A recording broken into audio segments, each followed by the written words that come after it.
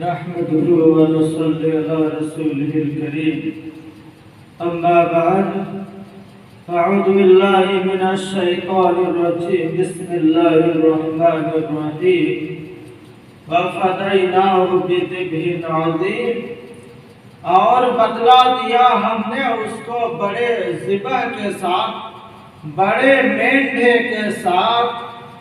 حضرات گرامی، یہ ذی الحجہ کا مہینہ ہے۔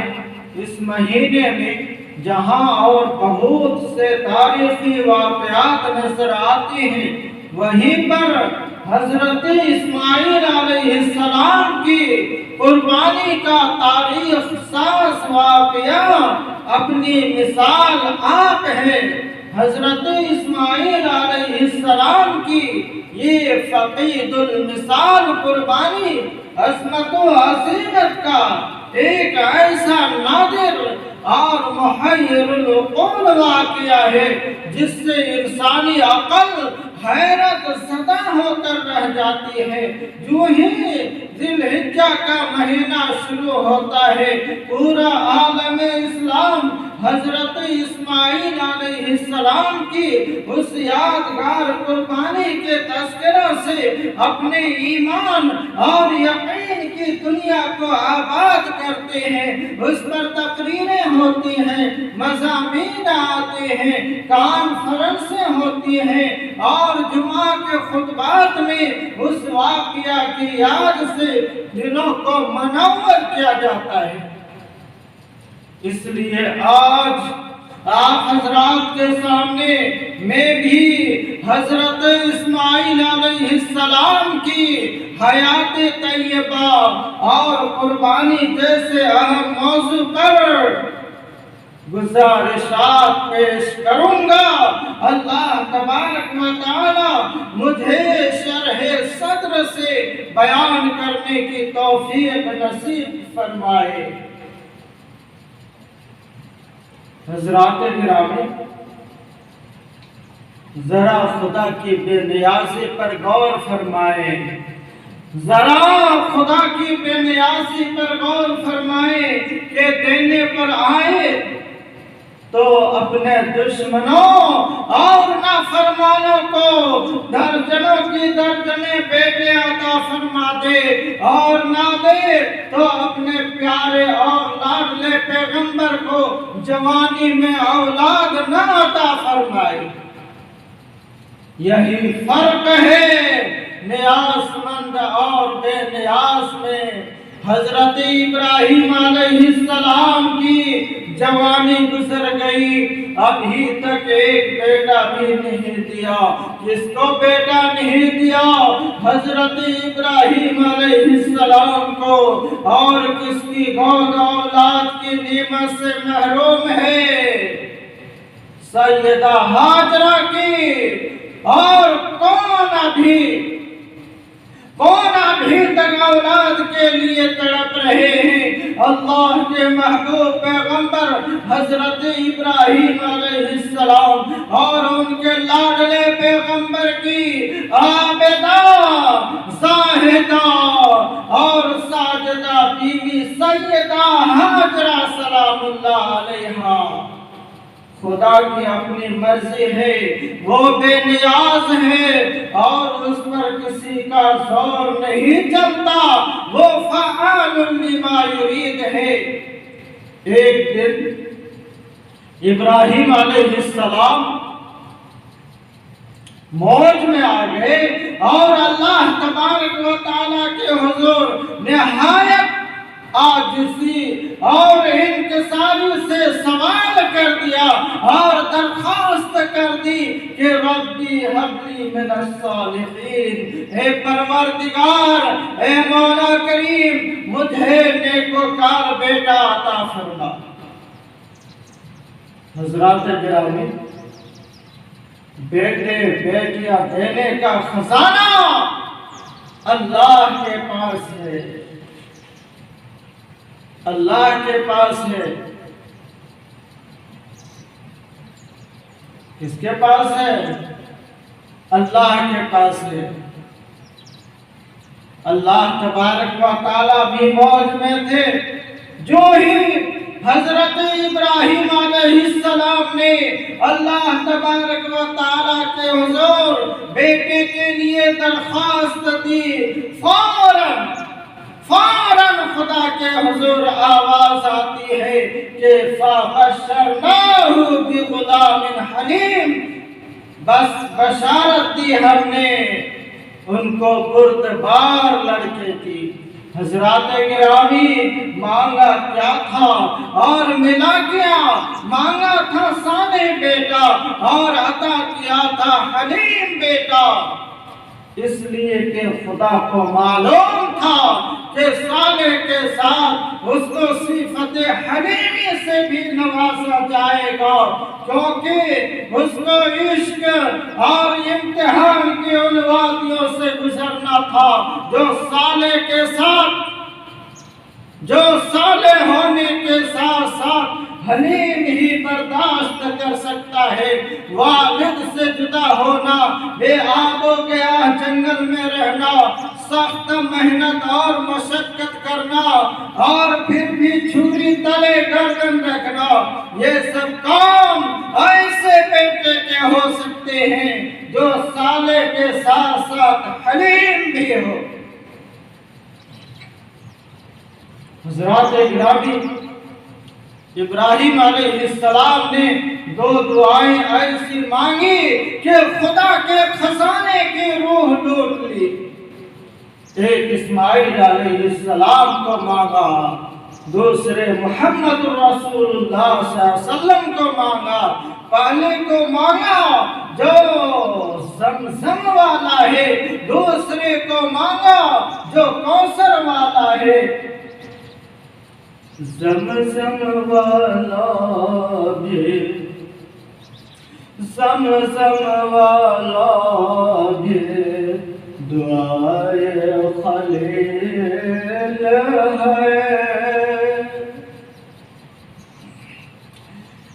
زمزم والا بھی،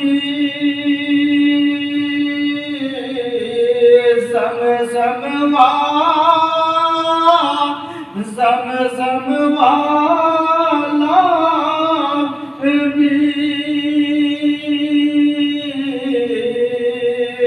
دعائے خلیل ہے،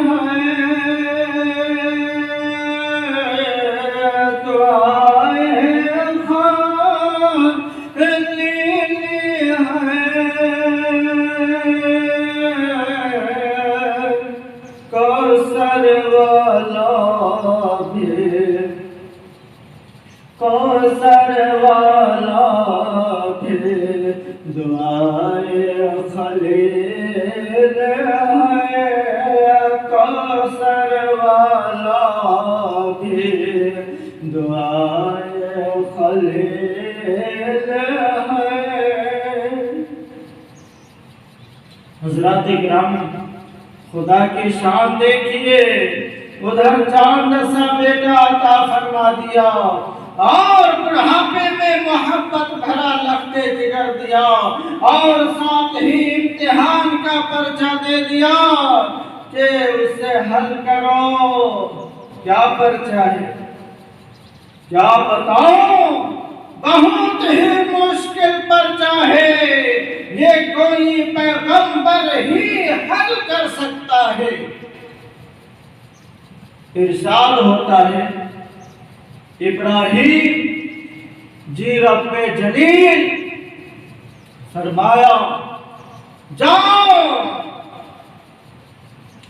اور اس ماں بیٹے کو کسی ایسے مقام پر چھوڑ آؤ جہاں نہ چرندہ ہو نہ پرندہ، نہ مکان ہو نہ آبادی، نہ دانا ہو نہ پانی، بس ایک سنسان بے آب و گیاہ وادی ہو۔ ابراہیم علیہ السلام اللہ تبارک و تعالیٰ کا حکم سنتے ہی حضرت حاجرہ اور حضرت اسماعیل علیہ السلام کو اونٹنی پر سوار کرتے ہیں اور اپنی منزل کی طرف روانہ ہو جاتے ہیں۔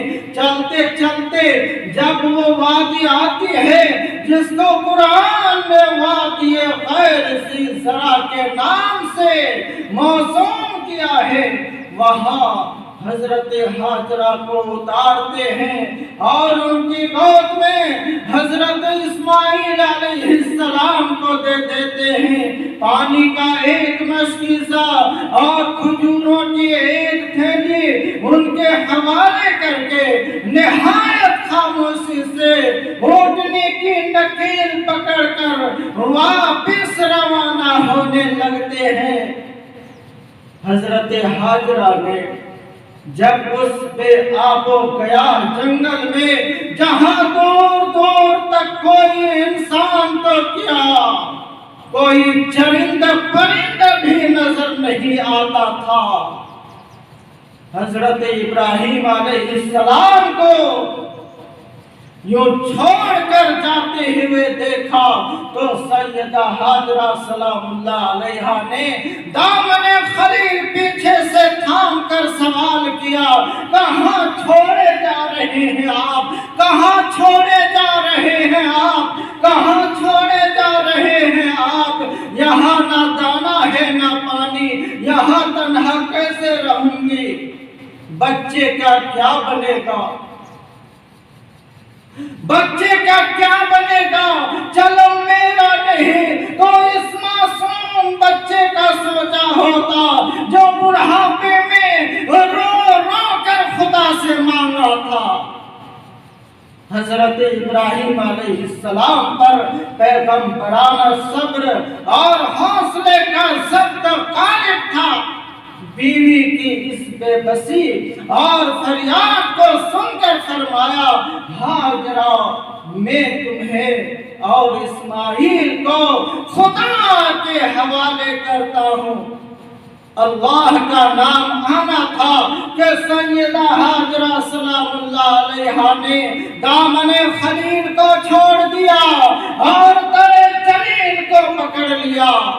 سیدہ حاجرہ نے عرض کیا، اے خلیل، اگر آپ آتش نمرود میں رب جلیل کو نہیں بھلا سکتے تو میں اس سنسان وادی میں اس ذات باری کو نہیں بھلا سکتی۔ جو خدا آتش نمرود میں آپ کا کفیل ہو سکتا ہے، جو خدا جو مالک آتش نمرود میں آپ کا کفیل ہو سکتا ہے، وہ خدا وادی غیر ذی زرع میں بھی میرا کفیل ہو سکتا ہے۔ حسبنا اللہ و نعم الوکیل و نعم المولا و نعم النصیر۔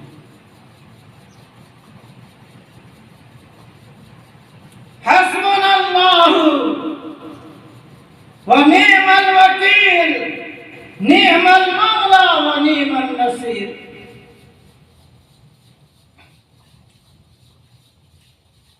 دوستو، یہی وہ درس توحید جو سیدہ حاجرہ نے پوری امت کی ماں اور بہنوں کو دیا۔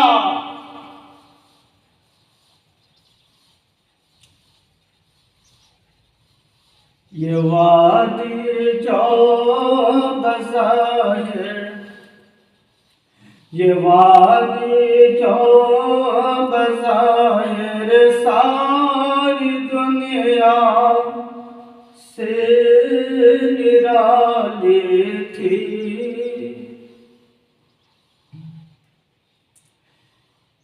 یہ وادی جو بظاہر، یہ وادی جو بظاہر ساری دنیا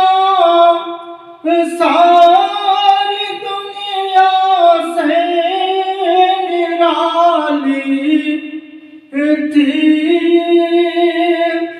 ساری دنیا سے نرالی تھی،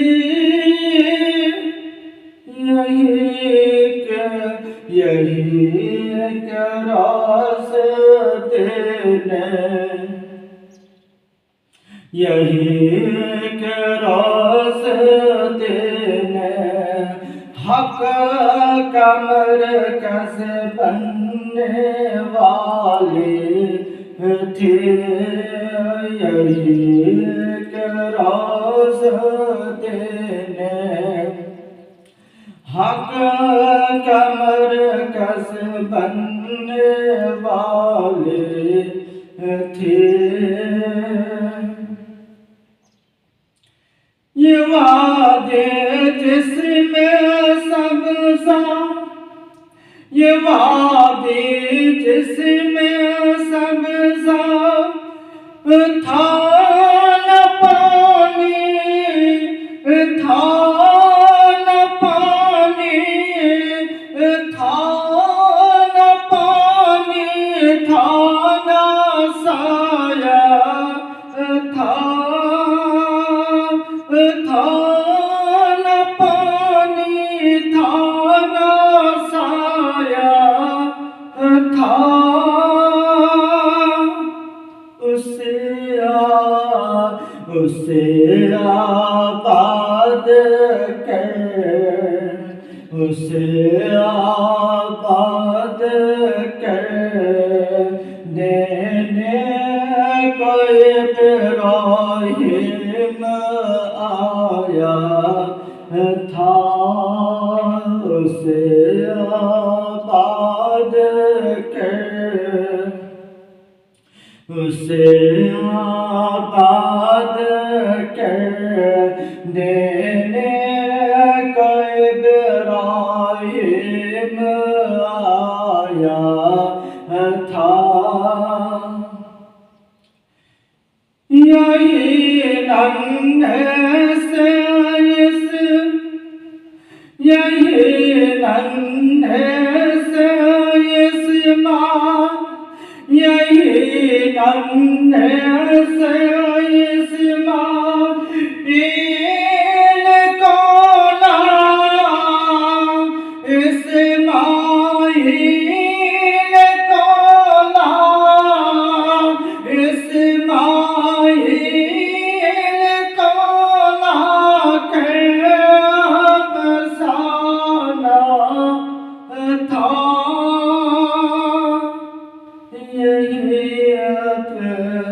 یہی اپنی جبینوں، یہی اپنی جبینوں سے خدا کا گھر بسانا تھا، یہی اپنی جبینوں، یہی اپنی جبینوں سے خدا کا گھر بسانا تھا۔